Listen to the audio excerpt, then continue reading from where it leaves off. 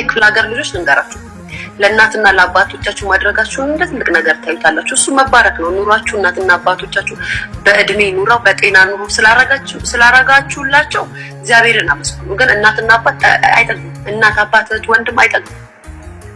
ሸማ ያቆም አይጠግቡም። በቀኝ ያቆም ነገራችን ምንም ብታረጉላቸው በቀኝ ያቆም። ስታረጉ ብታድሩ ክርስቶስን እስኪ ላንቺ ይቀመጥ አይሉ ላንቺ ይቀመጥ ብለው አስቀምጠውልሽ ከዛም በሆነ ጊዜ አውጥተው ድቡ ነው የሚያደርጉት። ከዛም በኋላ ደግሞ አገርን ለቀሽ ወደ ሀገራችሁ ወደ እነሱ ጋር ሄደሽ ኑረሽ 2 ወር በሰላም ብትኖሪ ነው አያኖርሽ። እናትሽም አባትሽም ወንድሞችሽም አይገባችሁም ግን እናንተ። ከዛም በኋላ ድሮ አረብ ሀገር ነበር ተሰደሽ የምትመጪው አዲስ አበባ ሰው ቤት ፍለጋ ትመጫለሽ። የክፍለ ሀገር ልጅ ገጠር ምናምን የምትኖር ያላችሁም እንደዛ አይገጠማችሁ? እናትና አባትሽ ወንድምሽ አላኖርም ብለውሽ ድሮ አረብ ሀገር ልከውሽ ያልጠማድ በሬያቸውንም ምናቸውንም ግቢያቸውንም ሸጠው ከዛም በኋላ ግራ ሲገባሽ አዲስ አበባ መጥተሽ ሰው ቤት ትሰሪያለሽ። አረብ ሀገር ነበርኩኝ ታሪክ ነው እሱ። እና ምን ሆነሽ መጣሽ? ቤተሰቦቼ ገንዘቡን አጥፍተው ከዛም በኋላ ስጥቃቸው የለም አሉ። ሰላም ሳጣ አዲስ አበባ መጣሁት ያለ። ይሄ ጉዳት የሚደርስባቸው ብዙ ጊዜ የሚጎዱት እንደ ክፍለ ሀገር ልጆች ናቸው። ብዙ ጊዜ ማርያምን ብዙ ጊዜ። ስለዚህ አትሸውዱ፣ አትዘኑላቸው አይደለም እዘኑላቸው፣ አትርዷቸው አይደለም እርዷቸው፣ በመጠኑ አድርጉ። ይሄ ከአቅም በላይ አንድ አካባቢ ላይ ስለሆናችሁ እንደዚህ ያደረገች የሚባለውን ነገር በፉክክር ስለሆነ የምታደርጉት አታቁሙ። መርዳት ስትጀምሩ ወይም መላክ ስትጀምሩ የዚህ ኖር እያላችሁ ስታስገቡ አታቁሙ። ፉክክር ስለሆነ የምትዙት ማለት ግጥጥ ያላችሁ እኮ ስለሆናችሁ በነገራችን ላይ ግጥጥ ያላችሁ ሆናችሁ ክፍለ ሀገር ልጆች ግጥጥ ያላችሁ ማለት ስላችሁ ይሄ በቃ እንትን ናችሁ። ፉክክራችሁ አድርጋችሁ ሌላው ሰው እንዲያደንቅላችሁ ስለምትፈልጉ እኮ ነው። ይሄ ማለት ቆም ብላችሁ ስለራሳችሁ አይደለም የምትጨነቁት፣ ሰዎች ስለሚሏችሁ ነገር ነው ትኩረት የምትሰጡት።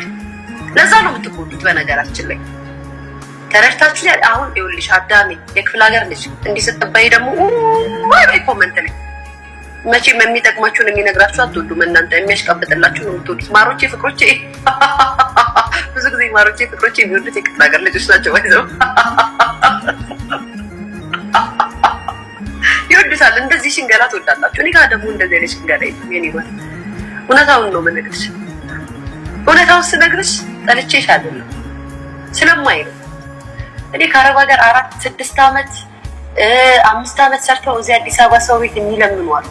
እግዚአብሔር ምስክሬ ነው። ከክፍለ ሀገር መጣ እና ትፈራላችሁ። የአረብ ሀገር ሰርታ ድጋሚ የመጣች ልጅ ምናልባት ጎበዝ ልትሆን ትችላለች በስሯ። ግን ደግሞ እንተዋወቃለን። የቱ ጋር ጨለል እንደምንል እንደምንና ደፍራችሁ ማታስገባቸውም። የማያውቅ ሰው ምናልባት አረብ ሀገር ስለሰራሽ ባለሙያ ናት ምናምን ብሎ ሊያስገባሽ ይችላል። አንድ ቀን ሾክ ያደረገባት ትላንትና ማዳም አረብ ሀገር ትመጻደቅብኝ። እዚህ ጋር ደግሞ ሚዲያ አለ፣ ሶሻል ሚዲያ ላይ ቡትርፍ የምትሉት የኢትዮጵያ ሳሰሪ ያ ከመግባት አረብ ጋር መስራት ይሻላል እሷ ምናምን እያላችሁ ሞራል ትሰጣላችሁ። የሆነ ቀን አሰራ ጓ ስትል የአረብ ሀገሩ ፋጢያና አንድ ላይ ይነሳና አሰራንም ልጅቷን ቃት አድርግና በዚህ ጊዜ እናትሽም አባትሽም ከገንዘብ አይበልጥም። ሞኝ እንዳትሉ ሊሏችሁ ይችላሉ። እናንተ ድሮ በወጣችሁበት ማይንድ ስለሆነ የምታስቡ ገንዘብ ብር ከሌለሽ እናትሽን በጣም ነው የምትደብራት። ማርያምን በጣም ነው የምትደብራት። ገንዘብ ከሌለሽ ከሆነ ሰዓት ማለት ትደብራታለሽ። ጭቅጭቋ ራሱ የእናትሽ ይበልጣል። ሲኖርሽ ነው ደስ የሚላት። ቄንጥርሽ ላይ ነበረ ሚጥሚጣ መነስነስ። እግዚአብሔር ምስክር እየደጋገሙ ቄንጥርሽ ነበረ ሚጥሚጣ መነስነስና ማቃጠል። ስለ አስተያየቱ እመጣበታለሁ ግን አረብ ሀገር የረገጠች ሴት ማለት ነው። አረብ ሀገር የረገጠች ሴት ባለጌም ትሁን ዘልዛላም ትሁን የትም ሙሉ አደርም ትሁን ወንድም ትያዝ ታጭስም ትገልበጥም ትዘቅዘቅም፣ ግን አንድ ነገር እውነታው ቤተሰብን ከማገዝ ቤተሰብን ከመርዳት ወደ ኋላ ብለን አናቅም። ኢሮፕ ካሉ ሴቶች አረብ ሀገር ያሉ ሴቶች እጥፍ እንደምንበልጣችሁ አስረግጬ እነግራችኋለሁ።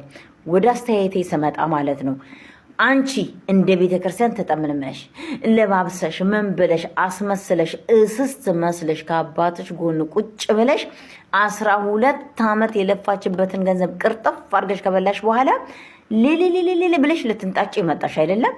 እርሶስ አባት ኖት። ልጆት እዚህ ደረጃ እስክትደርስ ድረስ ለምን ጠበቁ? እዛው እንዲህ ነው ብላ መጀመሪያ ነገሩ ሲነሳ እንዲህ ነው ልጄ ብለው ሀቋን ቢሰጧት 12 ዓመት የለፋችበትን ሀቋን ቢሰጧት ይቺ ልጅ ትዳሯንም አትፈታም፣ ወደ ሁለተኛ ትዳርም አትሄድም፣ ንብረቷንም አታጣም። እናንተ በአጠቃላይ ቤተሰቡ አድማ አድርጋችሁባት 12 ዓመት የለፋችበትን ገንዘብ ቅርጥፍ አድርጋችሁ ከበላችሁ በኋላ እንዲህ ነው ብላችሁ ሚዲያ ላይ መጣችሁ። ነገሩ ከቤተሰብ ጠላት የጎረቤት ጠላት ይሻላል። እናንተ የኢትዮጵያ ቤተሰቦች ሁላችሁም አላልኩም፣ አንዳንዶቻችሁ በጣም ሲበዛ ሆዳምና እማትጠግቡ አባይ እንኳን ተገድቦ ያለቀ እናንተ ቤተሰብ ማለት እማትገደቡ ወንዝ ናችሁ። በቀኝ ጠገብኩ የማትሉ ቤተሰብ ናችሁ አንዳንዶቻችሁ። ስንት ልጅ ነው አብዶ መንገድ ላይ የተጣለው? ስንት ልጅ ነው አብዶ ቤት ውስጥ የተቀመጡት? አረብ ሀገር ደርሰው ወንድም እህቶቻቸው ገንዘባቸውን ብልት አድርገው እነሱ ዘንጠውበት እዚህ የተለፋው ልጅ ስትሄድ ኢትዮጵያ ማበድ ይሄ ነው። እርሶም እንደዛ ማድረግ ነበሩበት። አንቺ ግን ታዳጊ ነሽ። እንደዚህ መለፍለፍና እንደዚህ እህትሽን ማሳጣት አልነበረበሽም። ሀቋ ነው፣ መልሱላት። ልጅቷ ባይበስባትና እንትን ባትል ይሄን ያህል ሚዲያ ላይ አትወጣም ነበረ። አንዳንድ የቤተሰቦች ሆዳሞች ናችሁ። እግዚአብሔር ምስክሬ። አንቺ ግን አረብ ሀገር የለፋሽበት 12 ዓመት የደከምሽበት እግዚአብሔር አምላክ ላብሽን እሱ ይክፈልሽ። እንዳታዝኒ አትዘኒ ሆኗል። አንዴ ምንም ቢሆን ቤተሰብ ነው ያረዳሁት ብለሽ ቤተሰብ ነው ያገዝኩት ብለሽ በዛ ተጽናኒ እንጂ የኢትዮጵያ ቤተሰቦች 70%ዎቹ ባለቂ ናቸው፣ ሆዳሞች ናቸው። በስመ አብ ወወልድ ወመንፈስ ቅዱስ። ግን በዚህ ልክ ያህል እንዲህ ሚዲያ ላይ ወጡ። ኧረ በስመ አብ። እርሶ ቄስ አይደሉ እንዴ? ምናምን አይደለ እንዴ? ስሞት የክብር አይደለ እንዴ? አንዳንድ ቄስ ለነገሩ ሆዳ ደር እንጂ ነብስ አደር የለም። ኢትዮጵያ አልነበረችም ማርቲ። እኔ እግረኛው ሚዲያ እኔ በጣም ነው ማደንቀ።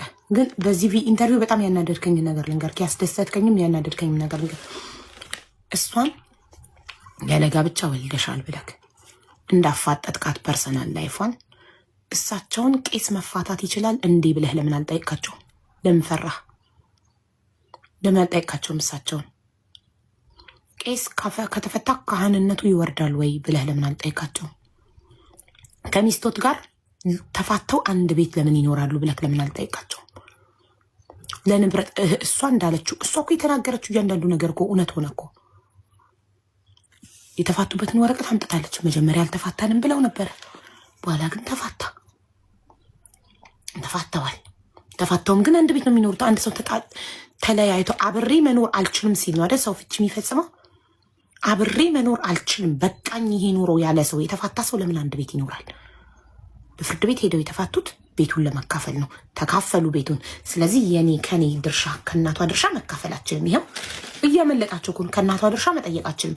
ከኔ ድርሻ ግን እንደ ልጅ አንድ ክፍል ሰጣታለሁ፣ መኖር ትችላለች። ሙሉ ቤቱ የኔ ነው፣ ቤቴን ነው እየጠየኩ ያለሁት ነው ያለችው። ለቤቷ ሲል ግን ንብረት ለመካፈል ግን ቅዱሱን ጋብቻ አፈረሱት ቤት ለመካፈል። ከዛ አንድ ቤት እየኖሩ ነው። ለምን አላፋጠጥካቸውም? ለምን መስማማት አቅቷችሁ ከሆነ የተፋታችሁ ለምን አንድ ቤት ትኖራላችሁ ብለክ ለምን አልጠይቃቸው? ይህን ጥያቄ መጠየቅ ነበረብክ። እሷን ብቻ ዝም በይ እያልካት ነው። እሳቸውን ፈርተህ ማይፈራ ሰው ጋር ነው መሄድ ያለ። ይህ ሁሉ መካረር አሁን እናንተ አልተማ ሰላም ጤና ይስጥልን። እንድትቆያችሁ እንደተረፈዳችሁ ቤተሰቦቼ ሰላም ይብዛላችሁ። እንግዲህ ሰሞኑ የዝች ልጅቶ ጉዳይ እየዘዋወረ ሁሉም ሰው በቁጣ ሁሉም ሰው በጣም ማለት ነው ብዙ በቃ ሶሻል ሚዲያ እንዳለ በቃ ሙሉ በሙሉ በዚህ ጉዳይ ላይ ነው እየተለቀለቀው ማለት ነው። እንግዲህ ሁሉም ሰው በጣም እየተቆጣ ሁሉም ሰው በጣም በቃ ምንም እንደምላቸው አላውቅም በጣም ማለት ነው ያለው ልጅቱ ጉዳይ ነው ማለት ነው ዛሬ ይዤ የመጣሁት ማለት ነው። ማለት ብዙ ሰው ልጅ እሱ ልጅ ለእርሶ እሱ ልጅ ናት። እቺ ልጅ ለእርሶ ልጅ ናት። እርሶ ደግሞ እንዴት እንደዚህ ማለት እየተጠየቀው ስለ ንብረቷ እሷ የጠየቀችዋ ንብረቷ ነው። እሳቸው ደግሞ ስለ ጋብቻ ስለምኑ እያወሩ ነው። የልጅቷ ሀቅ የግዴታ መመለስ አለበት። እንዴት አንድ ክላስ ወይም አንድ ክፍል ላይ ትሁን? አንድ ክፍል ሰጣታለሁ ይላሉ። እንዴት ይላሉ ግማሾቹ ደግሞ እንዴት አረብ ሀገር ላይ 12 ዓመት ሙሉ ጉንቡስ ቀና ብላ ሰርታ በታች ሆና ከሰራች በኋላ እንዴት እብድ ናት፣ ሃይማኖት ቀየረች፣ እንደዚህ ሆነች፣ እንደዚህ ናት ብሎ እንዴት አባት የልጅ ወይም የልጅቱ ነገር እንዴት አድርጎ እንደዚህ ያወራል? እቺ ልጅ ደግሞ እህቶ ማለት ነው። ለምን መጣች? ይሱ የራሷ ላቧ ንብረቷ ሀቋ ነው የጠየቀች። የዚች ልጅቱ ደግሞ አባትዮ ለምንድን ነው የምታገዛት? የህዝቡ ቁጣ በጣም ማለት ነው። እና ይሄ ውሸት ነው ወይም ይሄ ነገር ሀሰት ነው። ልጅቱ ሀቅ አላት። የልጅቱ ንብረት መመለስ አለበት። እኛ የአረብ ሀገር ሴቶች እብድ አይደለንም እና ያሉ ብዙ ልጆች ቪዲዮ እየሰሩ ነው። እና በጣም ያሳዝናል የምር ማለት የዚች ልጅቱ ነገር ሁሉም ሰው በቁጣ እየተነሳ ነው። እና ብቻ በጣም ብዙ